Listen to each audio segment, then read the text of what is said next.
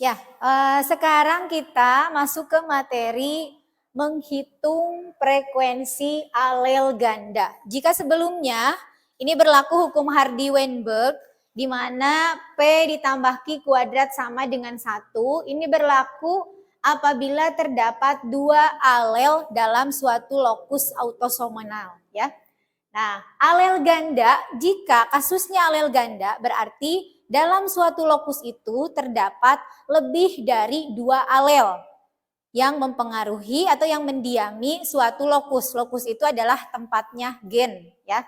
Nah, ini kasusnya jika seperti ini, maka hukum Hardy-Weinberg-nya berlaku menjadi 3 poin di sini. Kalau di sini hanya P ditambah Q, karena ini adalah alel ganda, lebih dari satu pasang alel. Misalkan kalau satu pasang alel itu A besar dengan A kecil, berarti itu satu pasang, ya. Nah, kalau alel ganda berarti lebih dari satu pasang itu, sehingga kita umpamakan P ditambah Q ditambah R, ini ada R-nya, kuadrat sama dengan 1. Ini terjadi kasus ini pada golongan darah manusia yang menggunakan sistem ABO. Untuk golongan darah itu kan ada golongan darah A, ada golongan darah B, ada AB dan ada O, ya. Nah, kita umpamakan di sini P untuk alelnya IA itu untuk golongan darah A, IB untuk golongan darah B, dan I0 untuk golongan darah O.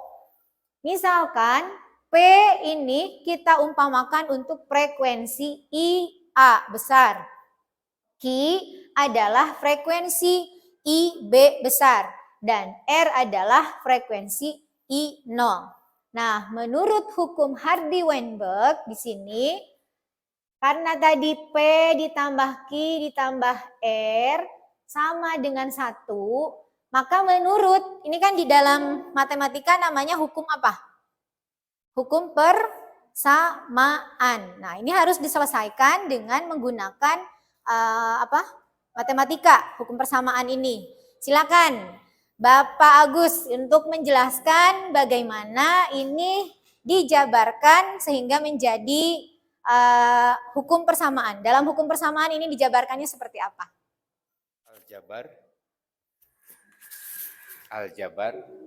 Aljabar dalam hal ini tentang persamaan.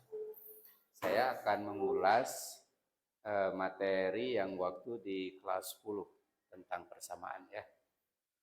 Secara matematik bahwa saya awali dari sini dulu supaya lebih sederhananya. Karena ini yang paling variabelnya yang ada 2. Kalau yang ini variabelnya ada 3 PQR, kalau yang ini variabelnya ada 2 PQ. Ya. Saya akan jelaskan dari yang 2 variabel dulu. Secara aljabar, kalau seandainya ada P dan Q berpangkat 2, itu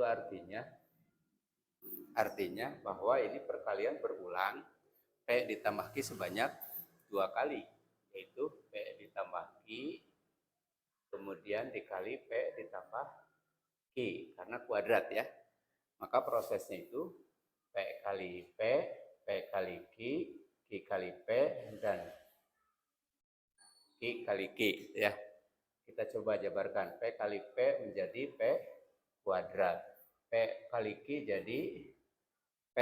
jadi PQ.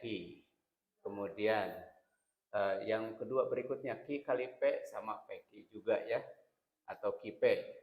Kemudian Q kali Q kuadrat. Ini hasil akhirnya P kuadrat. Ini sama variabelnya PQ. 1 PQ ditambah 1 PQ jadi 2 PQ ditambah Q kuadrat. Itu kan secara aljabar untuk perkalian dua suku yang dikuadratkan. Sekarang 3 suku yang 3 variabel. Berarti kalau seandainya ada P ditambah Q ditambah R dikuadratkan, ini artinya P ditambah variabel P ditambah variabel Q ditambah variabel R dikalikan berulang sebanyak 2 kali. Ya. Seperti ini. P ditambah Q ditambah R. Kemudian dikali P ditambah Q ditambah R. Itu kan, ya? P kali P jadi apa? P kuadrat. P kali Q, PQ. Kemudian satu-satu P kali R, PR. Nah, kemudian yang ini, Q kali P, PQ. Q kali Q, Q kuadrat. Q kali R, QR. Kemudian satu lagi, variabel satu lagi.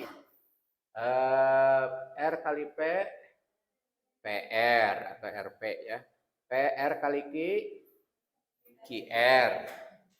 Kemudian R kali R, R kuadrat. Baik. Perhatikan suku-suku yang sejenis yang bisa dioperasikan. Seperti halnya kita 2 tahu ditambah 2 tahu jadi 4 tahu. Gak mungkin 2 tahu ditambah 1 tempe ya 2 tahu 1 tempe ya. Yang PQ-nya ada berapa di sini? P kuadrat, PQ-nya ada berapa? 1, 2, 1, 2 ya. Ada 2 PQ. Kemudian PR-nya ada berapa? Ada 2 juga, 2 PR. Kemudian ini sudah PQ Q kuadrat. Ini PQ sama ya, Q kuadrat. Kemudian QR-nya ada berapa? Ada 2 QR. Kemudian QR sudah, PR sudah ya, PR sudah, tinggal terakhir R kuadrat. Ini kan ya prosesnya secara perkalian suku-suku aljabar. Sekarang kita lihat ke materi. Kalau P itu adalah frekuensi IA. Kemudian Q itu adalah frekuensi IB. Kalau R itu adalah frekuensi IO atau I0. Tinggal ganti aja ini. P itu apa tadi? IA kuadrat ditambah 2. P itu apa? IA. Q-nya IB. Kemudian ditambah 2. P-nya apa? IA. R-nya IO. Ditambah Q-nya apa? IB kuadrat ditambah 2. Q-nya apa? IB. IR-nya IO ditambah IO kuadrat. Nah, seperti ini. Tinggal nanti tergantung soal yang ada, kita substitusikan. Misalkan di sini frekuensi alel untuk IA IB-nya, kemudian tinggal masukkan ke hasil proses perkalian suku-suku aljabar ini. Sebenarnya hanya PKR saja, sama saja. Tinggal nanti ada sama dengan 1 untuk secara keseluruhannya. Mungkin itu secara matematiknya. Terima kasih. Itu dari sudut matematika. Nah, jika dalam biologi seperti ini ya, tadi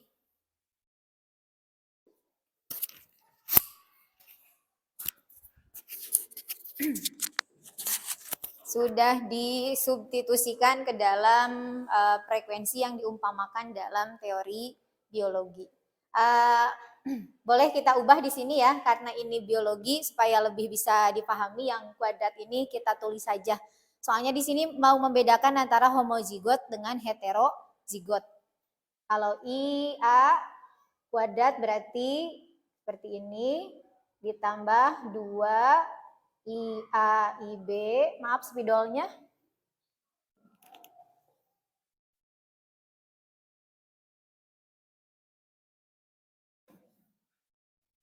Kemudian ditambah 2 IA I0 ditambah IB kuadrat berarti IB IB ditambah 2 IB I0 dan ditambah I0 I0. Nah, jika yang sama itu kan berarti homozigot ya. AB ini berarti golongan darah AB, heterozigot. A0 golongan darah A yang heterozigot karena dia bergabung dengan I0 ini. Ini homozigot.